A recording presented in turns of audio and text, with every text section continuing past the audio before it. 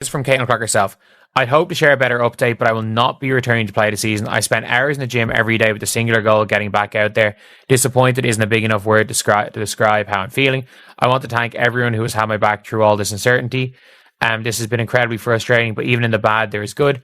And the way the fans continue to show up for me and for the Fever brought me so much joy and important perspective. I'm so proud of how this team has only gotten stronger through adversity this year. Now it's time to close out the season and claim our spot in The WNBA just got hit with a harsh reality check, life without Caitlin Clark. Ratings are crashing, ticket sales are sinking, and the league's credibility is sliding right along with them. For most franchises outside of Indiana, hope is falling just as fast. So it's official. The most heartbreaking news for Indiana Fever fans that could come of the season, but Caitlin Clark will not be returning to the 2025 WNBA season. She took the liberty of posting it herself because there were many people asking to hear from Caitlin Clark, to hear how she felt about the entire situation, because a lot of people felt like it was the front office that was kind of making all of these. One Caitlin Clark season-ending injury announcement later, and the league's historic growth slogan suddenly feels like something a frazzled intern made up on a coffee-stained notepad. Now, WNBA owners aren't just restless, they're in full-blown panic mode. The norm for the WNBA is being largely ignored by the media. Largely ignored by sports media. Not considered a real professional league, to the point where people didn't even know it existed until CC22. That's just a fact. You can't believe how many times I have people come in the chat and say, I didn't even know that there was a professional women's basketball league until Caitlin. Yeah, it's the facts. If you're enjoying this, don't forget to subscribe. The Queen is officially out for the rest of the season, and now every WNBA executive is scrambling to contain the fallout. After months of vague updates, shifting timelines, and no clear answers, Caitlin Clark finally delivered the news everyone feared: I will not be returning to play this season. The Fever and Clark saying that she tried to get back on the floor. It appears that she just ran out of time, not able to get enough confidence back in her body as the season wraps up and the playoffs are likely about to begin for Indiana. I mean, it's a gut punch that basically encompasses an entire season of them. The Fever have lost so many players to injury, but obviously none bigger than Clark. And there was such a wait for this second season after her magnificent rookie season. And then, the anticipation of her possibly coming back only for... The Fever can finally drop the act of hinting at a possible comeback, because there isn't one. No schedule. No timeline. Just a giant void where the league's biggest star should be. And now the panic is spreading like wildfire through corporate boardrooms across the league. When she was supposed to return versus the Minnesota Lynx, supposedly, and then the Scott Agneses and all them start talking about she suffered a bone bruise in Phoenix, I told y'all it was a wrap. It was done. It was done. They knew it. And I believe they've known far longer. They have known.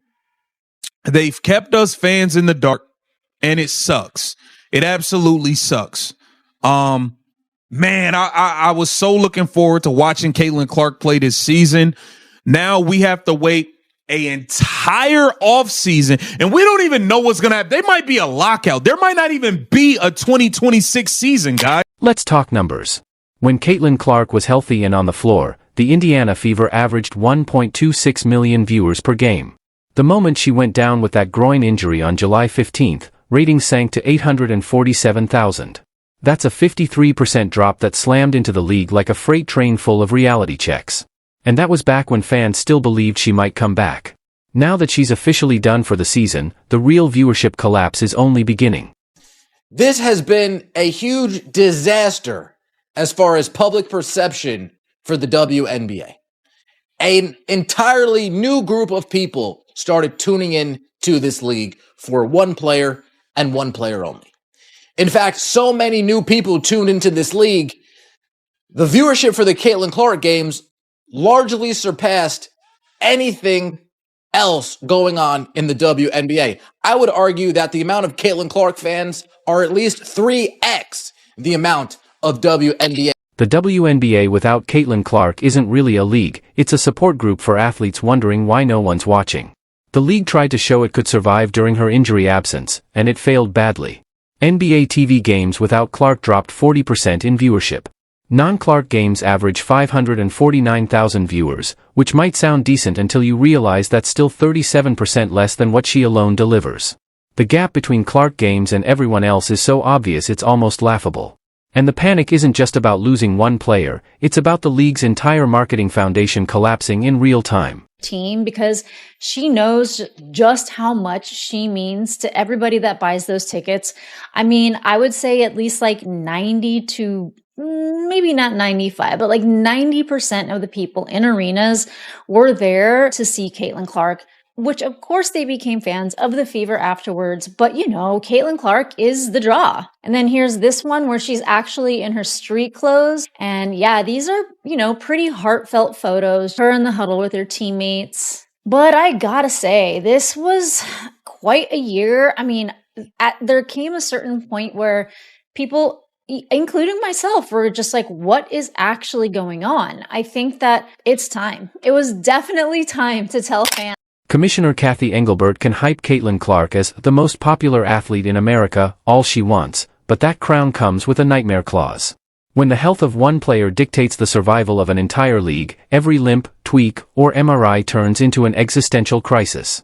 For decades the WNBA struggled to carve out relevance, then Clark arrived and single-handedly drew the line between mattering and disappearing. Now fast forward to the upcoming playoffs. Without Clark, the Fever, barely hanging on to 8th at 21-20, probably won't even be there. The team that was supposed to contend for a title is reduced to clawing for survival, minus their point guard, their marketing engine, and the one superstar capable of selling out arenas. Here, Indiana Fever will be either a first-round exit or may not make the playoffs. I really believe that Mystics game is a trap game. Also, I don't know if they have all the pieces anymore now with Chloe Bibby out for the rest of the season, another random player. But we drafted her. We kind of know her, but still, she wasn't part of the team for the majority of the season. And then Aerial Powers and Odyssey Sims and Shea Petty. Who are these people? You know what I'm saying? The Indiana Fever are no longer the Indiana